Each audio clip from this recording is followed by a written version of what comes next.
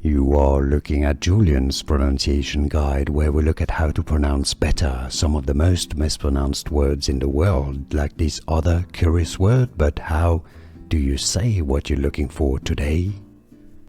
A very interesting, very common, very useful word to know the pronunciation of in English. Let's get through, let's hear it. Facts.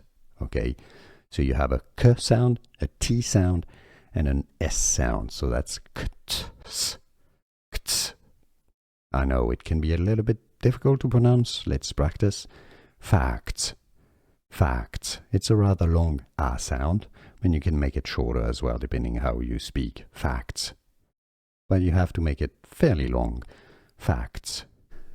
Here are more videos on how to pronounce more confusing words and names too many mispronounced. Like this video if you found it useful. I appreciate your support. I'll see you soon, and thanks for watching.